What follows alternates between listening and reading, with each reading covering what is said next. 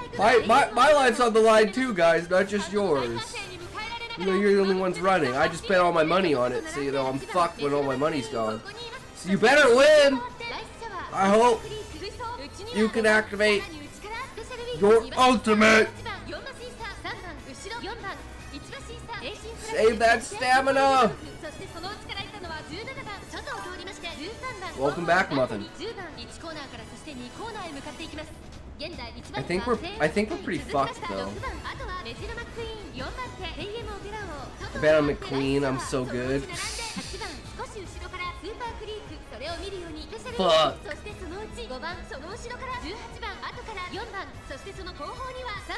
Too much of a risk taker.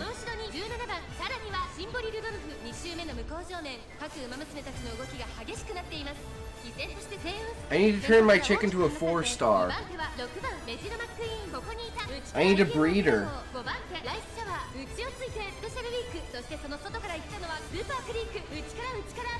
Come on, use your ultimate, bitch! Use your ultimate!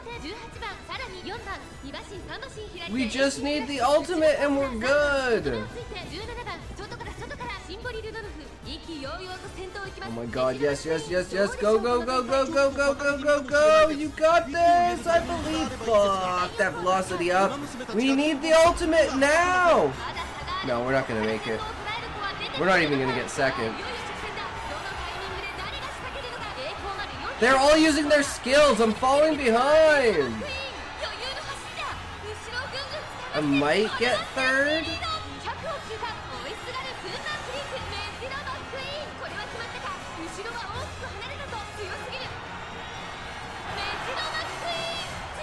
Third. If I'd gotten my ultimate off, I could have gotten second. Fuck! Why do I have to get first? Why does it go from being 5th to 1st? We got 3rd. It's gotta be good, right? Try again. Well, I'm gonna try 2 more times. Let's try again.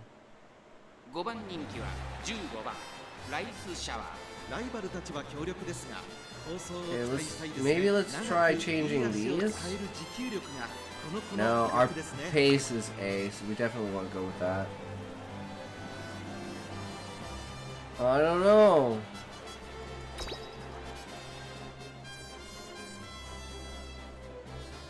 We need our ultimate to go off. 唯一無二一条の盾をかけた熱き戦い最長距離 G1 天皇賞春さあ1番人気の紹介ですメジロマックイーン2番人気を紹介しましょうチンボリルドルフ注目のライスシャワー7枠15番での出走私が一番期待している馬娘気合い入れてほしいですね各馬娘ゲートに入って体勢整いました今スタート誰だせ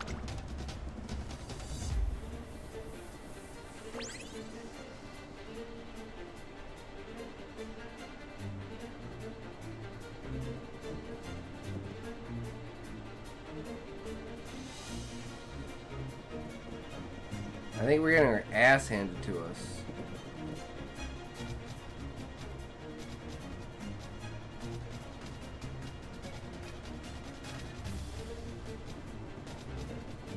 This isn't even gonna be close.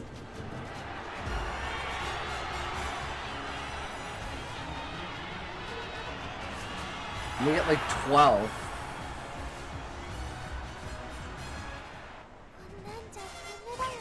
14th! Okay, I'm just getting worse and worse. End the career. Her career's over. Well, we finally made it to silver. Definitely clue time. She didn't even try at the end there.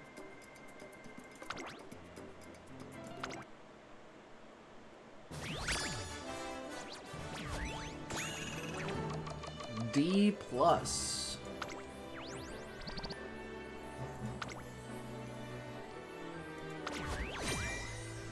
Nice.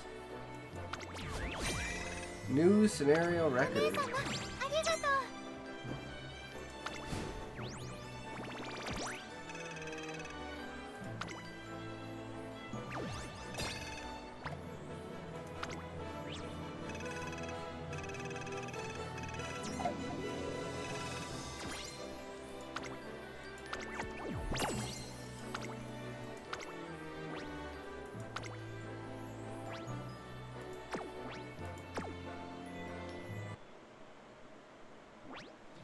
信号を渡るときは達成。確認を忘れずにな。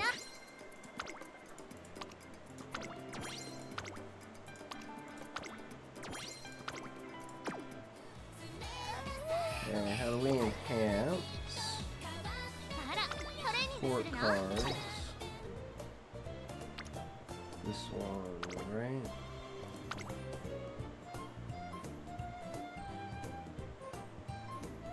Oh, I don't have enough SP.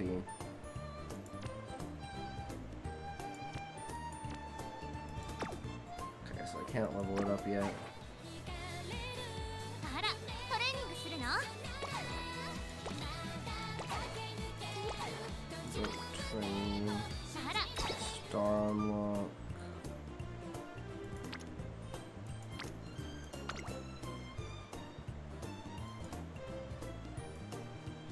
How many pieces do I have? I have like none. I don't even know how you get those. ピースを変換できます。 Potential levels. I don't even know how to get these shoes. Attained in career. ナイスジャンプ。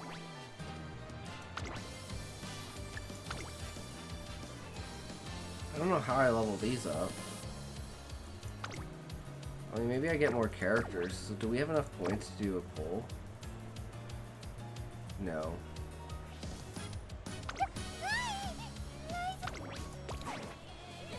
レースにエントリーするのか？ Coming soon. What is this?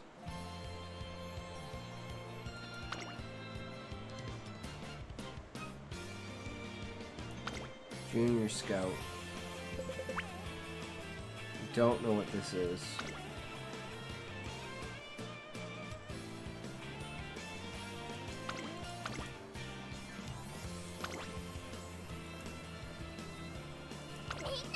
I don't know what I'm doing. いくよー。ここは負けられない一番人気6番春。 I have no idea what I'm doing.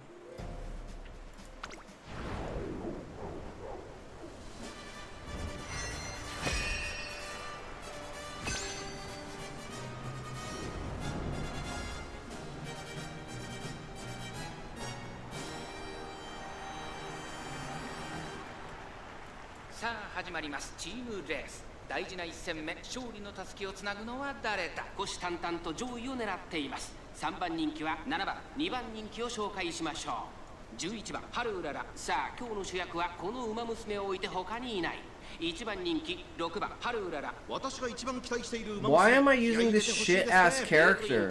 Why am I not using my good character? I don't understand. It didn't let me pick. スタート各馬娘綺麗なスタートを切りました誰が先頭に抜け出すか注目しましょう。先行争いは All these characters are shit. 5番さあ激しい先行争いで前に出たのは7番1番追走早くも激しい競り合いそれを見るように6番春うららそのうち並んで5番3番続いている少し後ろから11番春うららさらに4番差がなく9番1コーナーからそして2コーナーへ向かっていきます Definitely 7番 falling the 会長を fuck 飛ばしていき behind. ます集団が一つにまとまって混戦状態ですこれだけ密集していると紛れがありそうですね。先頭をかけます7番6番春うらら落ち着かない様子冷静さを取り戻せるといいのですが。現在1番手 Oh, は I'm 7 feeling 番 rushed. 1 Oh 番 no. 大きく離れて5番1馬身離れて3番2コーナー回って向こう上面さらには7番少し離れて1番そして外目をつきましては5番その後3、4馬身開いて6番春うらら内には3番外9番内から内から2番そしてその外11番春 I'm not performing up to my maximum. What is this? It's not fair. 先頭行きます7番どうでしょうこの展開馬場状態を確認しながら走っている感じですね。まだ本気ではないですよ。先頭は依然7番3馬身リード第4コーナーを進んで直線へ向かうここからスパート。一気にレースが動きます。勝負は最後の直線に持ち越されたまだ差があるここから先頭を捉えることが Barely gonna get 4. 最後のコーナー最初に駆け抜けてきたのは7番1番食い下がる6番春浦ら追走7番リードは3馬身強すぎる200を通過先頭は依然7番粘る先頭は7番先頭は I think maybe I'll stick in 4. 7番まだリードをキープしています先頭は7番1着は7番最後意地を見せて Sweet, we got を 4. 手にしましたスタートレースのチーム代表戦を制したのは7番チームの期待に応 This える shitty 最 character. 高の走りでした2着には1番3着に入ったのは5番私頑張ったわね。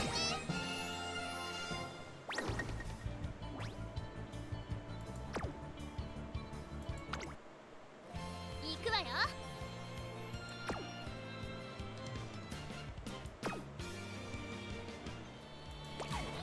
いつも笑顔で一生懸命でうららちゃんを見てるとライスも頑張ろうって You 思うの。 wanna do career again? ナイスシャワーです。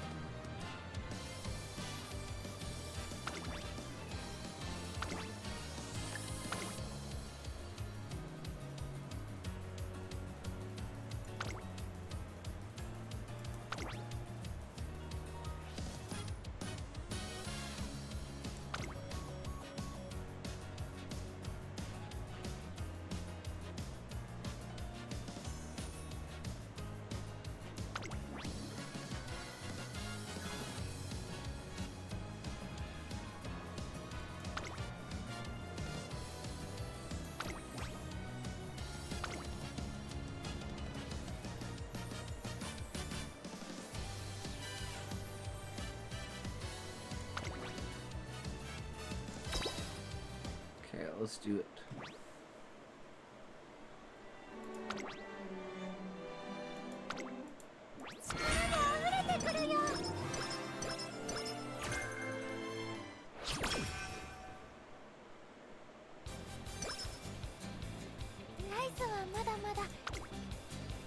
Okay, so we're gonna try to go for a high amount of width and see how that goes.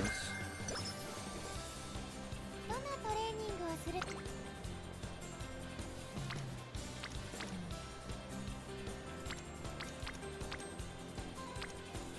行くね。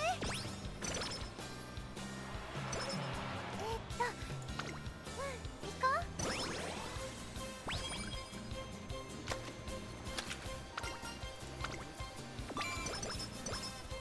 頑張るぞ。お勉強なら今日もよーしお姉様トレーニングしよう今ならいっぱい行こう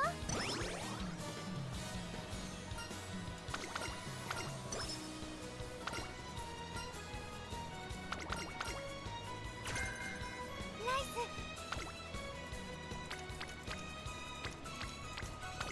よーし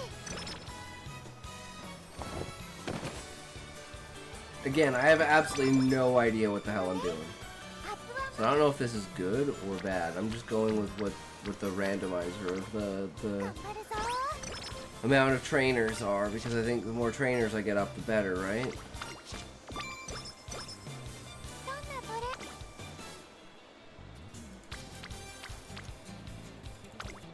お勉強なら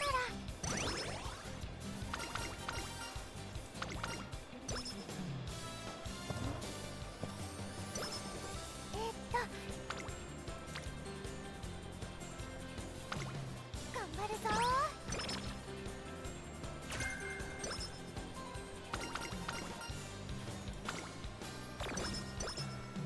ナイス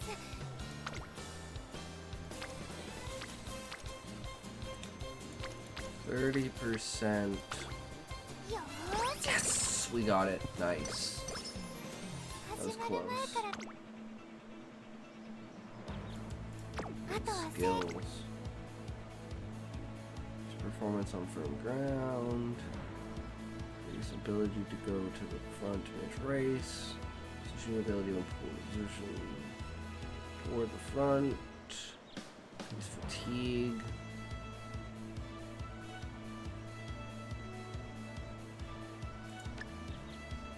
I'm gonna go with this one. 最後まで Let's go. 注目の一番人気6番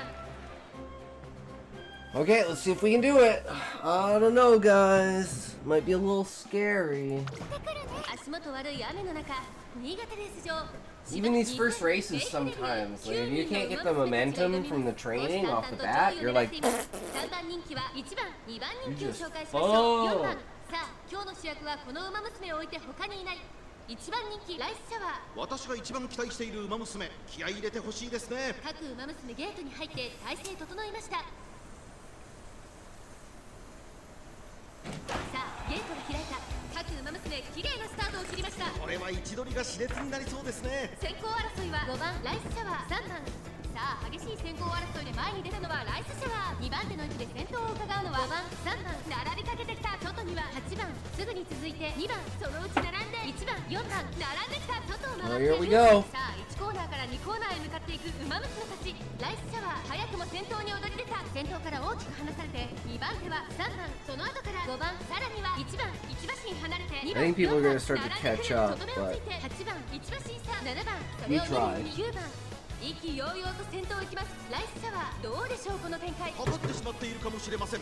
息を入れる We're タイミング trying, が guys. We're あるんですが trying. Trust me. 先頭からしんがりまでおよそ10馬身順位を振り返っていきます。先頭は依然ライスシャワー3馬身リード、続いて3番その後5番その後ろ1番その後ろから2番少し離れて8番さらに4番少し後ろから7番後から9番ライスシャワー先頭を進みますがこれは正解でしょうか。ちょっとかかり気味かもしれないです。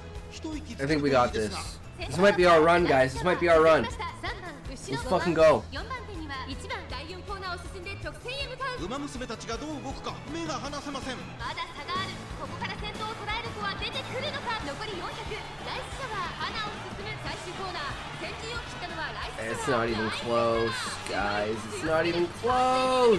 残り200先頭はライスシャワー変わらないライスシャワー足色は衰えないライスシャワーリードは8馬身これは強い。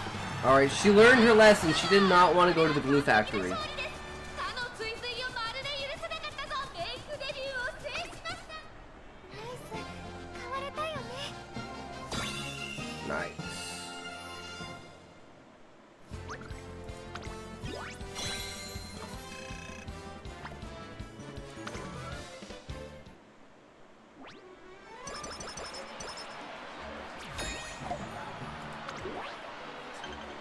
Oh, this one we have to get first, place third, place first.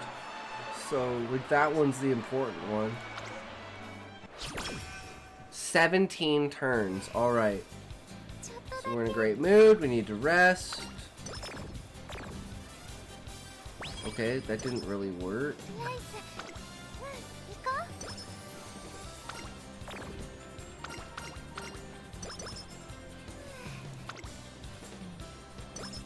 う。 There we go. That's what we need. どんなトレーニング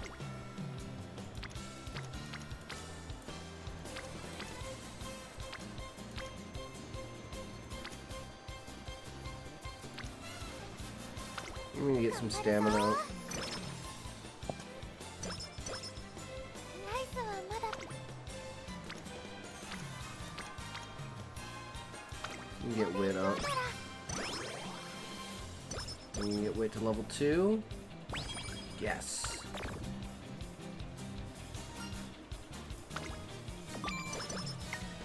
Yes. Ooh, that's a lot of trainers for power. ライ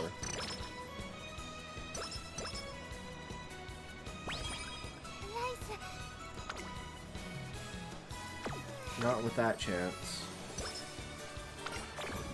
ライスはまだまだ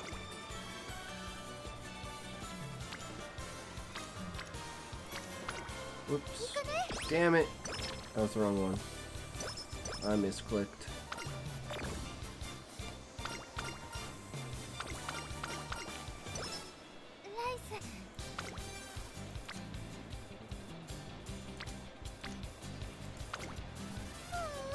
Fuck! 18%? Oh, I'm so fucked.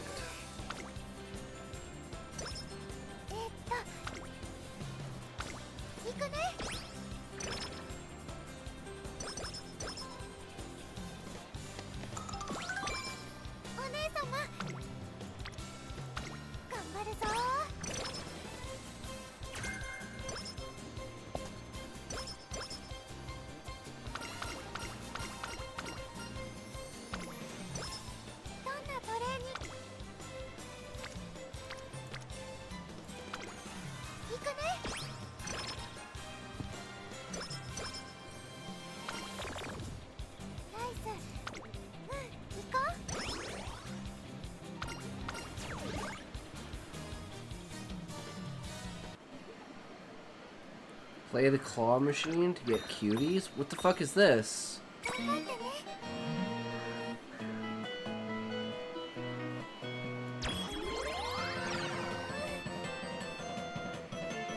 Or did I just fuck it up? What?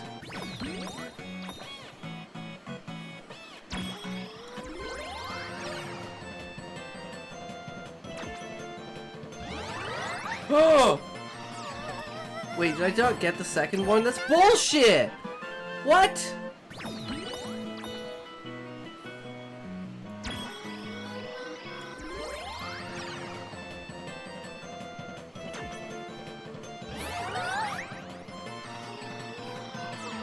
Oh, are you fucking kidding me? She dropped it at the last second, you stupid bitch.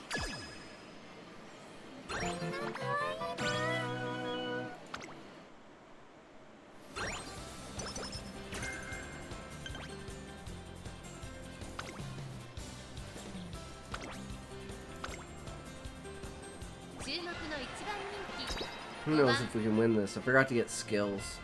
It's retarded.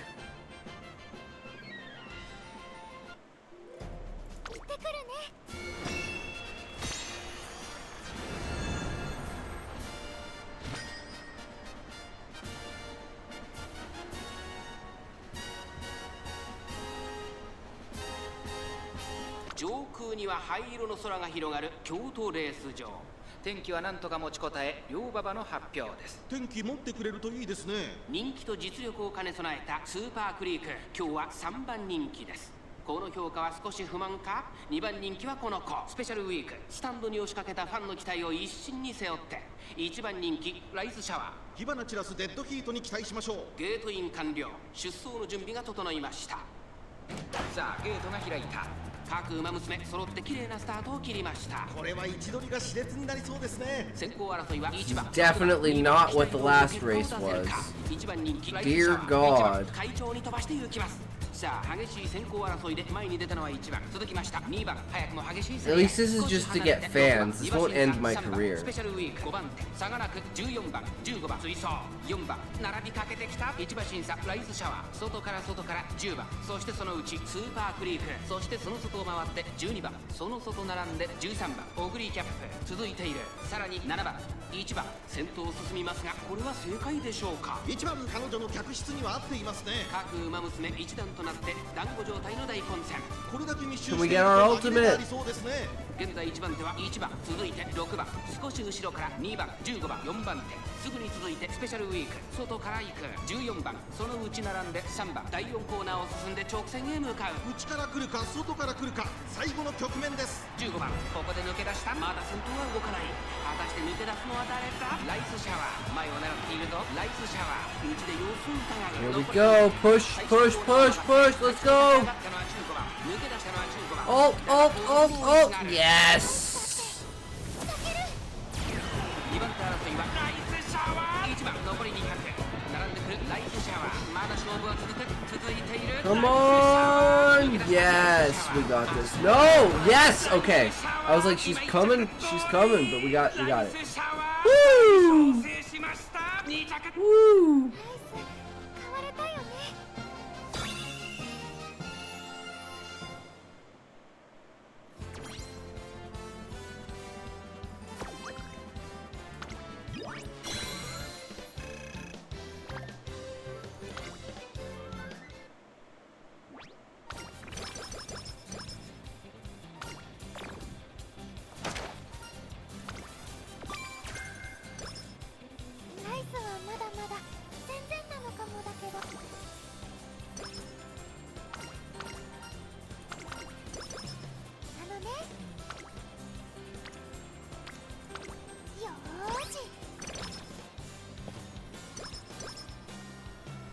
We need to buy skills.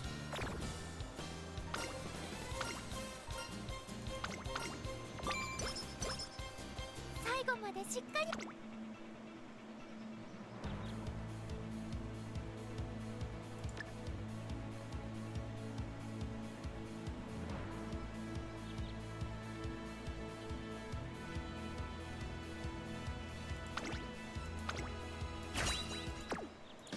あとは精一杯。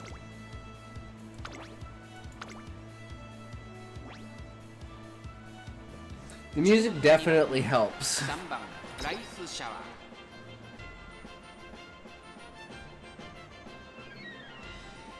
ー Gets you pumped. 上空には灰色の空が広がる中山レース場。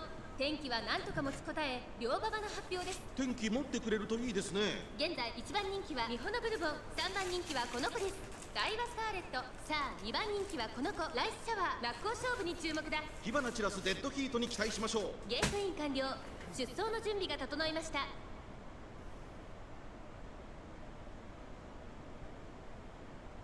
今スタートが Late 揃 start. って綺麗なスタートを切りました。みんな集中してましたね。好レースが期待できそうです。先行争いはミホノブルボン、ダイワスカーレット。6番第1 Subdued コーナーは pace ライスシャワー。 chasers. ミホノブルボン快調に飛ばしていきます。さあ花に立ったのはミホノブルボン。 Our wits really paying off, guys.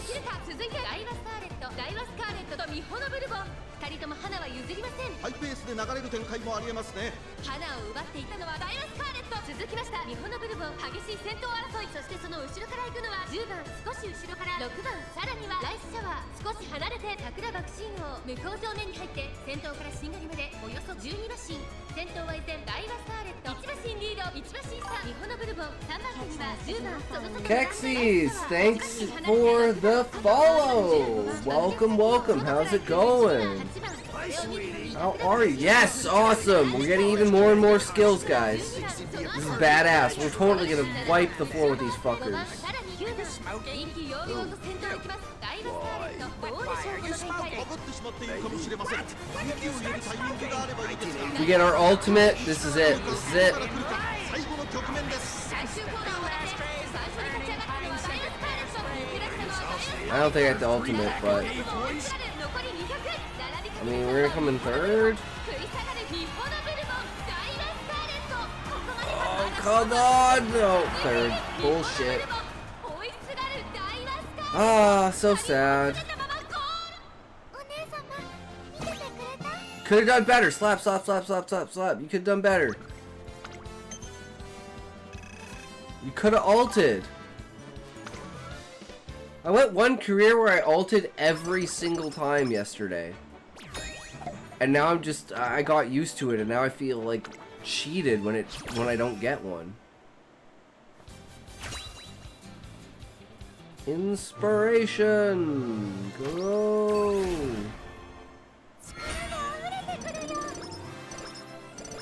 Nice. どんなトレーニング？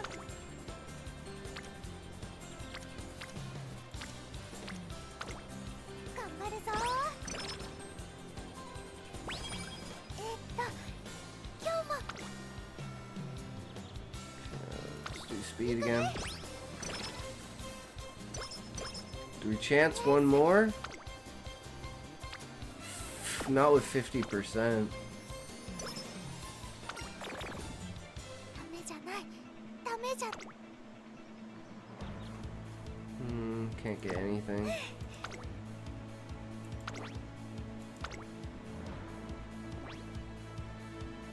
5番ライスシャワー、8番人気です。ちょっと厳しい。 Apparently we're pretty set for this one. 行ってくるね。すべての馬娘が目指す頂点、日本ダービー。歴史に定石を残すのは誰だ。このレース最も人気を集めているのはミホノブルボン、1番人気です。続く2番人気は成田ブライアン。注目のライスシャワー、3枠5番での出走。私が一番期待している馬娘、気合い入れてほしいですね。各馬娘ゲートに入って体勢整いました。ス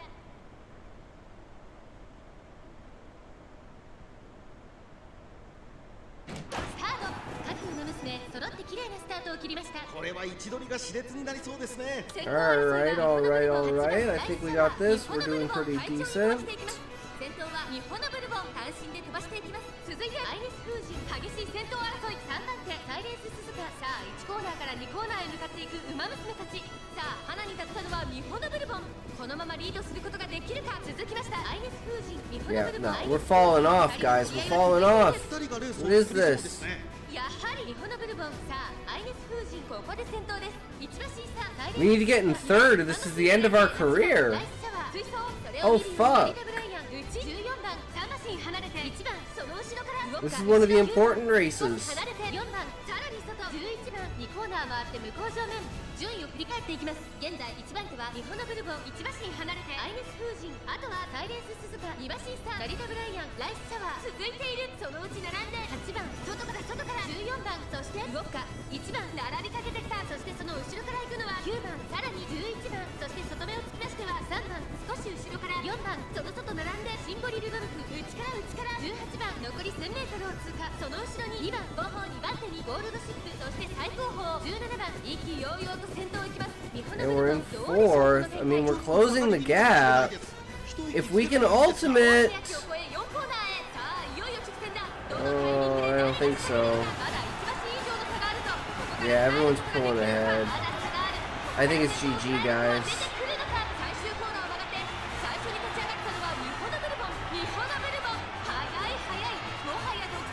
Well, that sucks. We'll wind up in like 8th.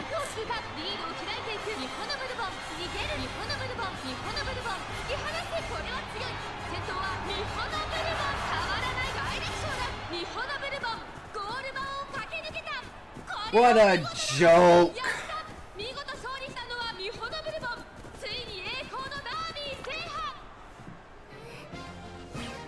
Fifth. Pretty sure that ends my career. Wait, we get to keep going? That wasn't the one? The next one's the one? Damn, I thought that ended our career. Top 5 Japanese Derby. Next one is top 3. Okay. And then first. Yeah, we're pretty fucked. I think this might be the farthest we're gonna get.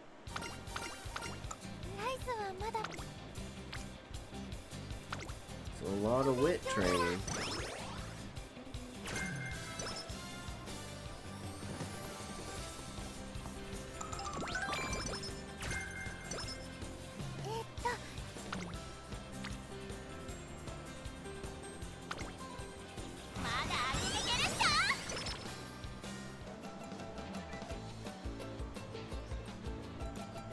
What's going on? Did it freeze?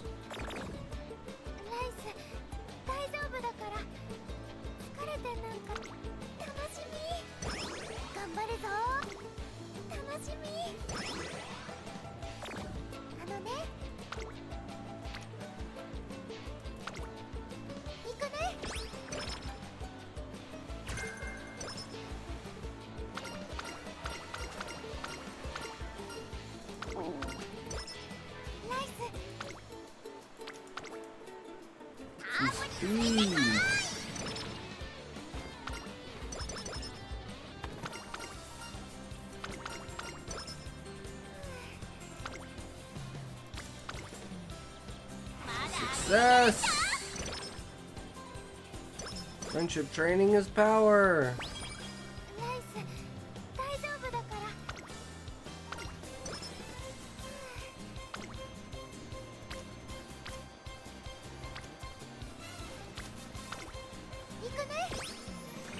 Nice. Okay. Nice. Super important to get stamina up.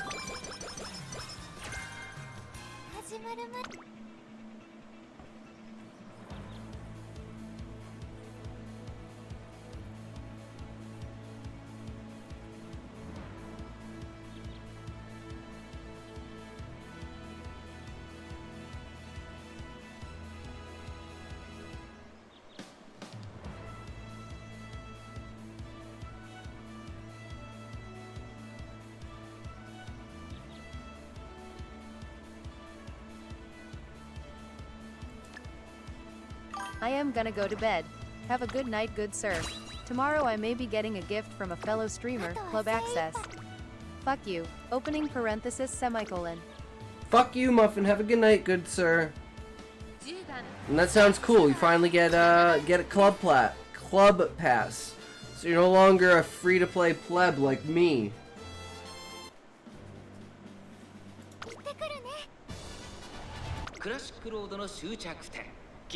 Alright guys, we need to get top third, or we're fucked. Top three, or it's over. Don't forget to change your title too. Why would I need to change the title? So tend to spend a little money in this game. But I'm so poor. Yeah, I get the feeling, Annabelle. I'm the same way, but must resist. Must resist. It's not worth it. I think one sub is $9. Yep, sounds about right, Muffin, and then I get 3 of that. I only have 1 3-star. I technically have 2. But I prefer using Rice Shower. Even though I think the other chick is better. The other chick is what's her name?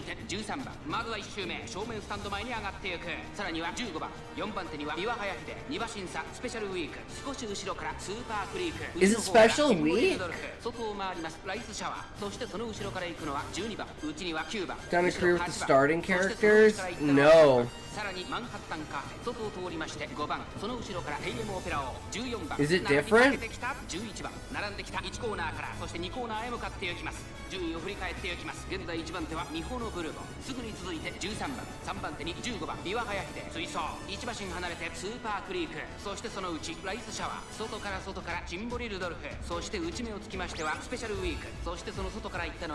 There's a mission for getting far enough with each of them. Ah.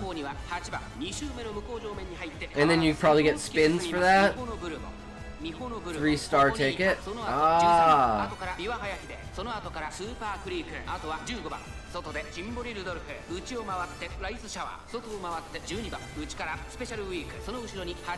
I don't know if Kick has drops, but you get drops on Twitch.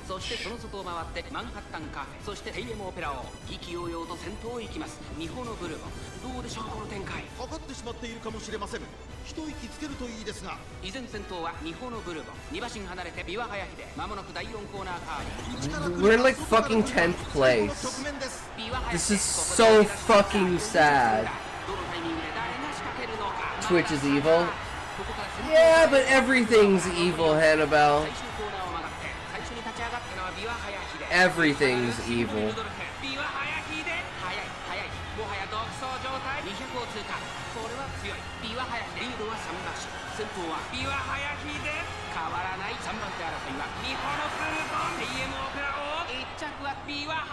Yeah, I don't even want to know.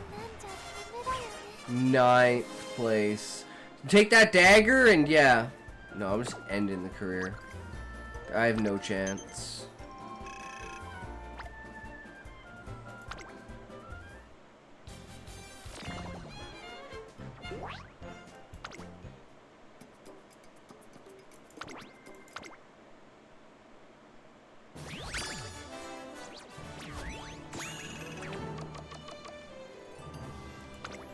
E+, so bad.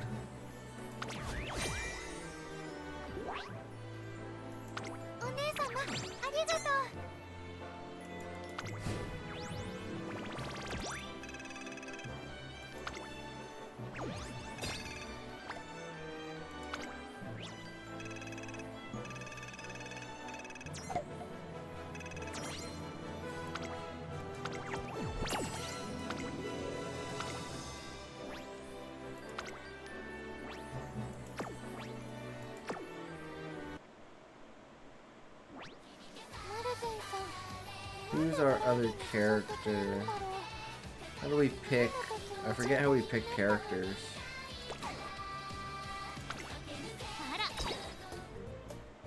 Yeah, Maruzensky. I think she's better.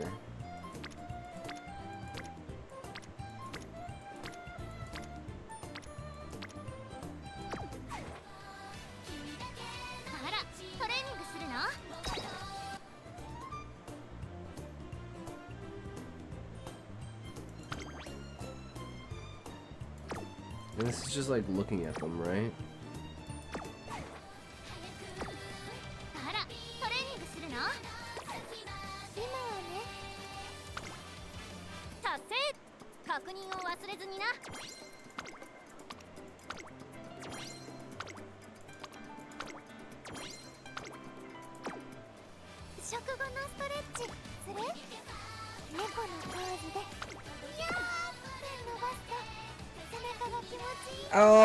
Alright. Well, we had some fun today, guys, but hey, it's about that time. Oh. But yeah, thanks for sticking around. Thanks for hanging out, guys. You know, we did a bunch of dialogue stuff. We got that epic idea with Book for the new collab on the story. And hopefully Levi and Sean will show up next time so we can get the D&D grok going again. But anyways, thanks for sticking around. Thanks for hanging out. Remember, you guys are Atlas holding up the world, and the world is the stream. I am here to facilitate the community and create a space for us to go crazy with stories, ideas, and all of that fun stuff. So thanks for hanging out, and remember, if you can't say fuck you to your friends, who can you say fuck you to? Fuck you! Alright, who we raiding today, boys? We got a booba stream that we can go to? Everyone loves a good old booba stream.